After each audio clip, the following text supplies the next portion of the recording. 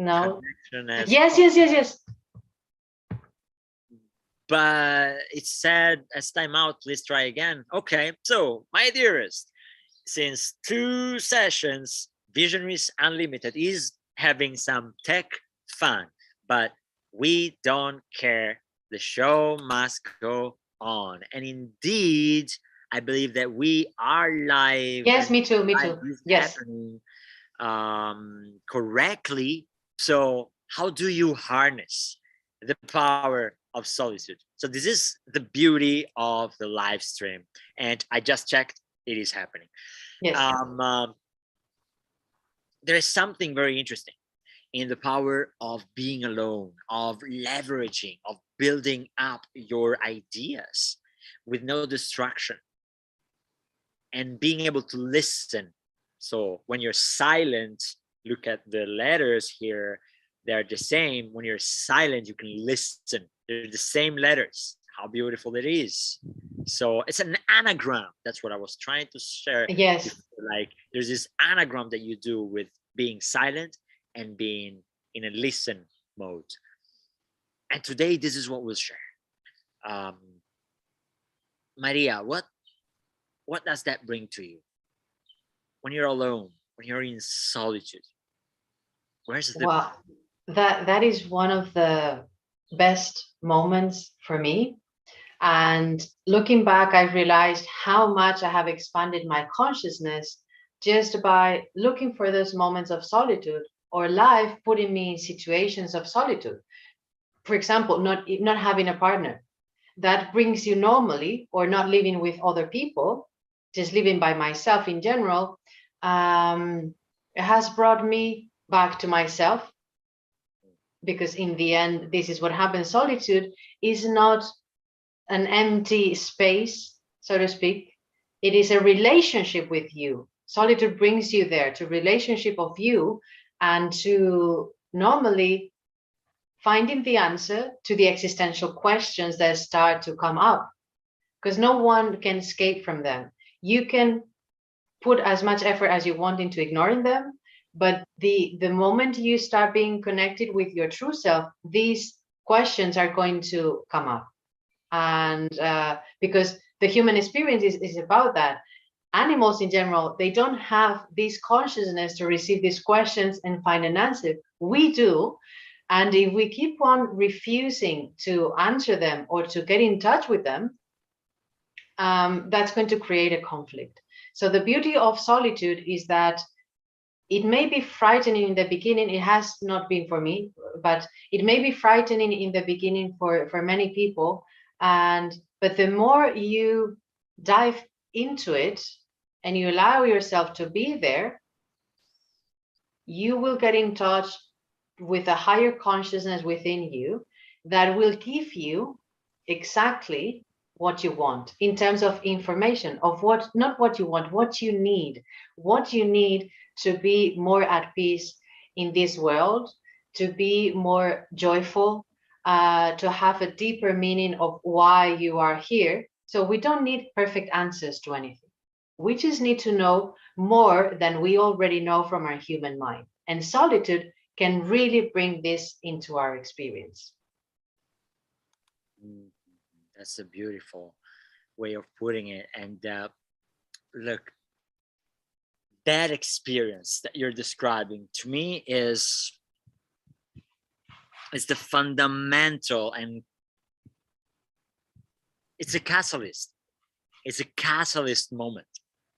It's using time in a way that it catalyzes what comes to you, and it allows it in a space, in a pure space, in an empty space, where you can really be with it. We can really make a good use of it.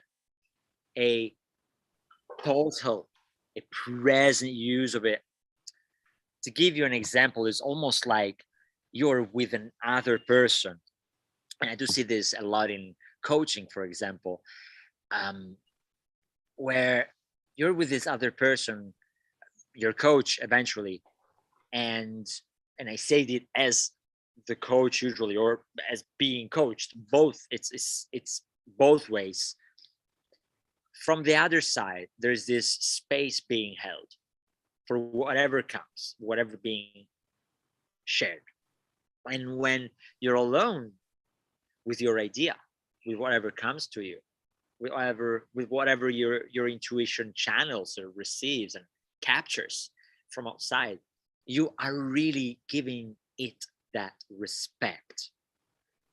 And I'm just noticing here that as the question here is how to harness the power of solitude, I am pretty much overlapping and associating silence and solitude, where not necessarily when you're in solitude you're silent, and not necessarily when you're silent you're silent, you're alone in solitude. So I'm pretty much overlapping the two. I believe there's a pretty strong correlation in between them, but focusing on the solitude part, it allows you to process stuff, even speaking them out. But the Yes. point is, there's no external brain waves interaction that would just change the message, interpret the message, which then it's needed. Because then, as you will hear from us in another um, episode, it's so much needed to share what you got, to give it outside. You won't have an impact if whatever comes to you while you're in solitude does not then flow outside and goes outward. Though it's very important to give it that space, to make sure you are holding that space. You're also stretching yourself a little bit, because we, yes, are social beings, though we cannot always be with others, because it is a continuous natural searching for approval, or wanting to give our own opinion, and that brings us outside of ourselves. Our solitude is that power that keeps you inside. And this is, I would like to leave it here for Maria. What happened this morning is that throughout this coaching session that I was receiving, um, I realized that the past months in particular, um, I was really after something, if you want, like, to simplify that, not make the story long, but I was after something, and I was a little bit outside of myself. I wasn't spending that much time, that much conscious, intentional, continuous amount of time alone with myself. So I wasn't getting out of my house as soon as I woke up, and I wasn't taking that time alone every single night, because I have a baby, and I love to spend my time with him, and I have a partner, and I love spending my time with her. It's needed. And while the past 3-4 weeks have been maybe harder because of many reasons, more stretching, like a lot of things happening, um, it started shifting as soon as I started going back again into myself. So instead of looking forward to what I will accomplish, I will from now on look inward to whatever I'm accomplishing. So that's a way of saying, like, I look forward to seeing you. Now from now on, I will look inward to seeing you. And this is a little game that I'm playing with my mind. I like it. it's I a, like it. it's a Yes. little linguistic that I'm applying here, but it's being in solitude means that you're inward. How are you doing that? This is my question. Yeah. And I have a lot of respect for you, because I know that having a kid and a partner requires, we have limited time from just the human experience. So you need to prioritize during your day when you have a partner and when you have kids and when you have your job or maybe two projects or whatever. It's like it feels that the outside is always pulling us into this is the priority. That's also because of the way that we have been raised. And if we don't focus ourselves and are very much aware of the importance of the solitude, it is more likely that the solitude doesn't happen, that you get to be into more social situations that solitude situations. So for those of you who are living with other people, it requires you a little effort into finding this time and never thinking that this is a secondary thing in your life, because this is prime time for you. And actually, some of the most conscious beings in this world, the first time, on the first hours of the day, it is alone by themselves. I know that it's not possible for everyone, but just stretch this belief also that you can't. Because sometimes it's just a conversation with your partner, sometimes it's adjusting some meetings, changing some habits that will allow you to start your day with you, from what is coming from you. And now I'm just going to go back slightly what I wrote down when you were speaking. In the solitude, like you said, it's not that it's going to happen silence in particular, because information, we will be processing information again. Our mind most likely won't be silent, even if we are alone. And it can come into ways. The solitude that is non-silent is my unconscious self talking out of nowhere, telling me all kinds of things that I'm not necessarily interested into listening to or connecting with. This would be the least conscious part of me that is automatically analyzing reality, commenting, observing, compartmentalizing, tagging. This is a source of information that will be silently speaking within.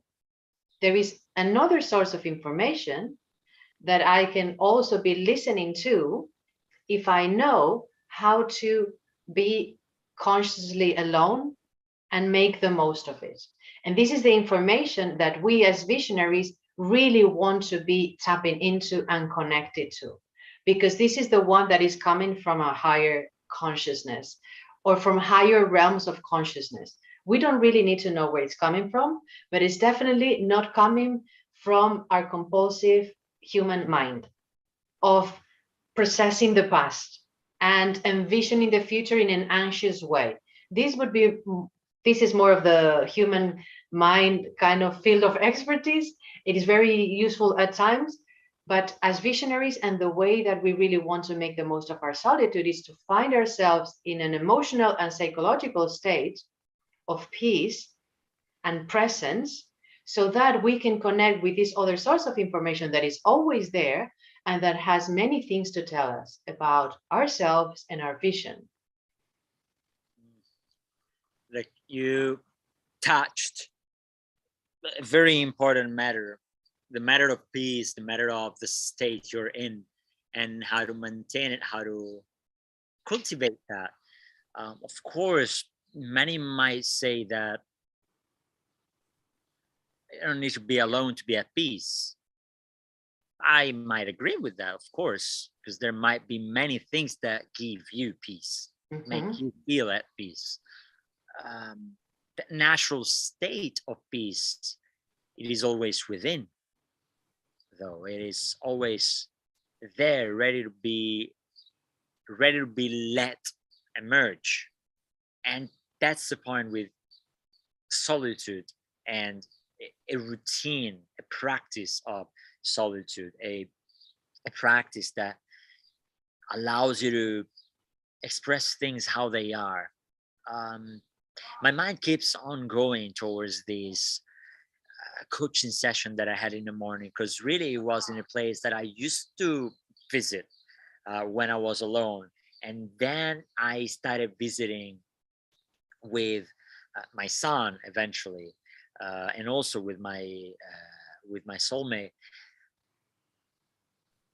this morning I went there to get the coaching session, knowing the state where I was at and the pivoting moment that I'm going through with my businesses, with my life, and like how things are being exponential and intense in this moment. I went there to receive that coaching session. And the interesting part was, as I told you, with coaching, with support, with someone who gets you, someone who's listening to you. And this is why we're creating community, a community of people that understand you and is willing to go far with you. Because you go alone, you go alone, you go fast, but then maybe you burn your tires. You're going too fast and you burn out. You go together, you go far. African proverb. I don't know who said that, but who said that knew something about it. And I was there, and I wasn't alone, if you want, because I was getting coached. So I had someone on the other side of the screen, though, like physically from human body I was the only human body in that place. And there was someone listening to me. And it wasn't just a conversation. It was a coaching conversation. It was someone who was being empty and hollow and present to listen and eventually just reflect back what I was sharing. So it wasn't a projection, an opinion, a judgment, a suggestion, and whatever else. It was literally me let me say that this way, me allowing myself to share and express in a safe space that I created, because I got the coach to coach me. So I created that space so that I could have that reflected back more and more and more. And that's invaluable. For us visionary especially, it's invaluable. Places where you, or maybe I'm speaking about coaching. It could be journaling. It could be getting your phone and speaking it out, and then eventually re-listening to that, because you always learn so much when you say things, and when you re-listen, it's like, oh, you have the extra reflection on top of it, and you're just you commenting on yourself, not external once again. Or so there's journaling, there's talking, and there's coaching, which is a two people interactions, though it's meant to be kind of just you and the other person empty and holding space. What else there could be, Maria, that comes to your mind for our visionaries to really harness the power of solitude, or ways to enhance the beauty of solitude, of being alone? So I was going to say, in relation to what you asked, and what I was going to say before that question, is that when you are very present with yourself, you become the observer. So in this moment, you disconnect from your unconscious self that is constantly talking about things that you may not be interested at all to focus on. And when you become the observer, you can see this pattern and this mind that is talking all the time, And you need to be very present. The unconscious mind and the unconscious you cannot stand the energy of your presence, of you being conscious of you in this very moment. From that place, you can observe the chat that is going on incessantly. If it is very active, because it has happened to me that when it is too active, for whatever reasons, it could be physiologically, or because something is going on psychologically or emotionally, meditation has not always worked for me. So in that case, when the chatting or the unconscious and incessant talk is too much, it feels to me that movement is required at that moment.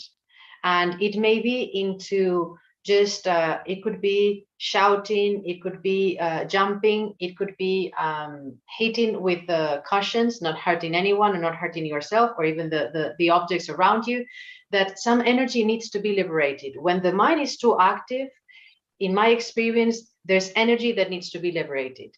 And you can also focus yourself into the things that you love doing. It could be playing in a way, but it should be kind of a moving play, something that you know that can easily take you into, could be running or whatever, that it can bring you into a more harmonized state, more peaceful state. And yes, I have to insist that normally movement, when the unconscious part of you is very active, will allow energy to flow through your body and release what is not needed. And then from this more peaceful state, even there's still some chat yet, from there, you can start doing something else, and that doesn't require movement necessarily, but to notice where you release, where you need to release energy to bring you back into a more harmonized state. Okay, so it turns out that there are actually many things that can do in solitude, and solitude is, I mean, in its most simple way of saying it, is just being alone. So having no other human around, which also means you could just be there watching a movie or scrolling on socials. That's still solitude in a way, though you wouldn't be allowing your truest self to emerge, to stay up and come to the surface, so to be expressed, and eventually to be put down, registered, recorded, and then reprocessed, and then shared, and then taken action on, and then materialized, manifested. You harness the power of solitude and you make things happen. You harness the power of solitude. You get out of the crowd and the visionary ideas come. The ideas which are out of that box. The uncharted territories. And the bells are hailing to this, because this is it. Nikola Tesla loved solitude. Steve Jobs loved solitude. Bill Gates, just he's a visionary. He loves solitude. I mean, give me more of them. Give me more of them. They really, really loved staying alone. And Da Vinci. Like, let's take one of an archetype here. He's considered an archetype of the inventor, designer, visionary. Da Vinci. He was sleeping 30 minutes every 4 hours, so to make sure that he would stay up at night when no one else was asleep, awake. Because he knew this. And look at what he did. His fame speaks for itself. Extraordinary human being from all perspectives, and we can.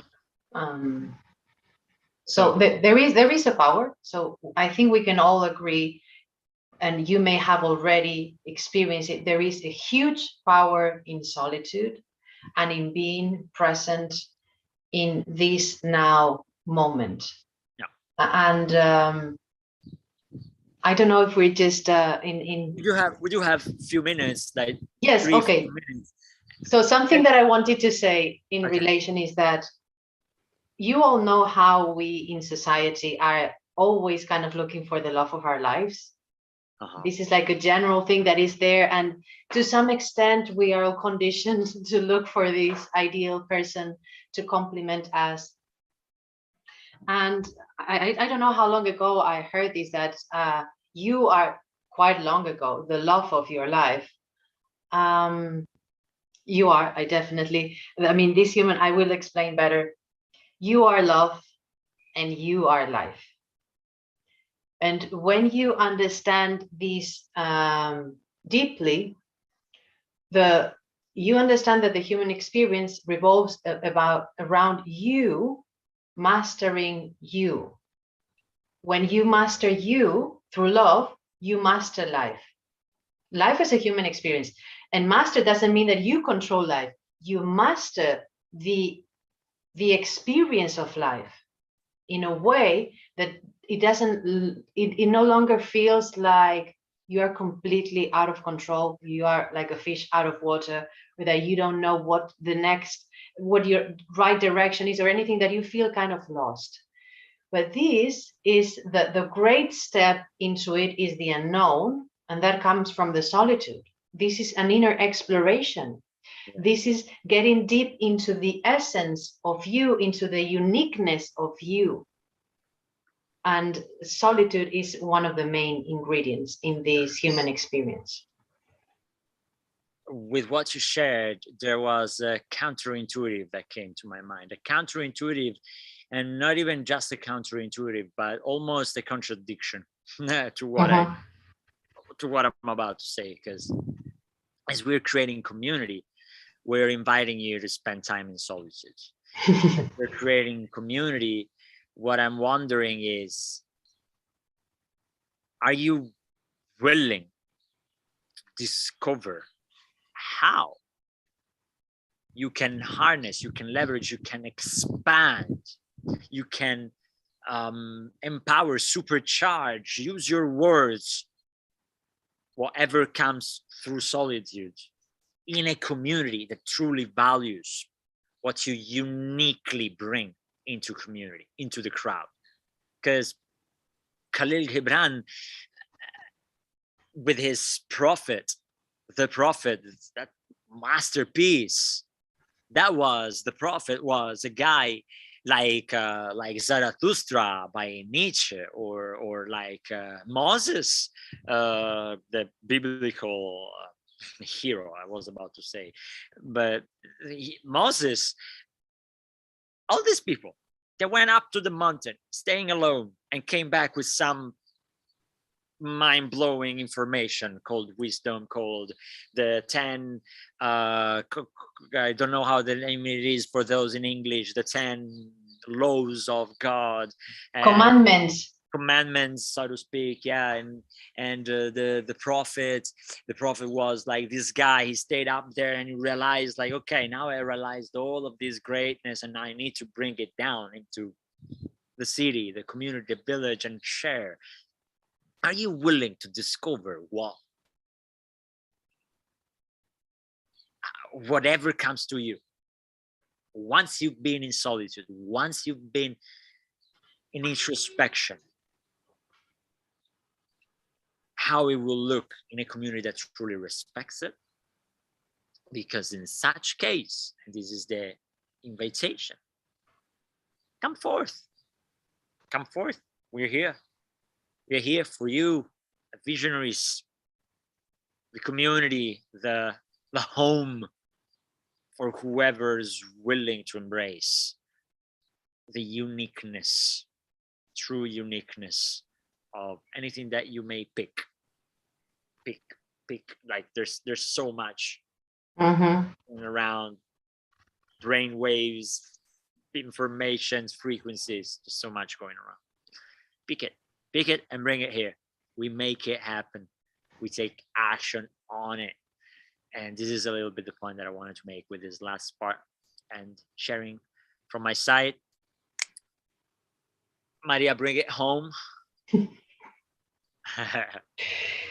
We can only create the most powerful community in this world by bringing together the most authentic human beings. And the most authentic means and requires that you know this authenticity, so that when you express it out and create from it, it actually makes a difference. It has an impact on others, because it comes from a place that is not known, because you're going to do something that has not been done before, or said something that has never been said, or said it differently. This is what we really need to evolve as humanity at a higher pace. not to keep on repeating the past. We need to bring a wonderful future into the present moment of humanity. And that beautiful future is channeled uniquely through each one of us in a different way. Connect to that source that is talking to you in a very precise and unique way, and bring this beauty into the community that we are creating. Please. Please. Please. Exactly. The world is great. It's not about us that create the community, and we're so pleased that you come and please take my money and guide me. Inspire no, it's not about us. that. It's really like, yeah, you inspire. Surprise us, please. I'm so looking forward to meet and to get to know people with ideas that I've never heard before, and that my mind kind of blows up with the level of, I mean, innovation or love or present that you're bringing forward. I'm always looking for human beings that can actually surprise me. Yes. Fear not. Speak up. You shall be listened. And admired for your uniqueness, bringing it forward, your courage to do so. Yeah. Okay. So, hey, Visionary, we love you. Comment, subscribe, like, share, do all these beautiful things to our wonderful channel, because this is for you. And stay tuned, because we'll be sharing more and more information about the challenge, which is about to happen at the beginning of June, and the community that you can become a lucky, actually more intentional than lucky founding member. Peace out. Be visionary. Love you.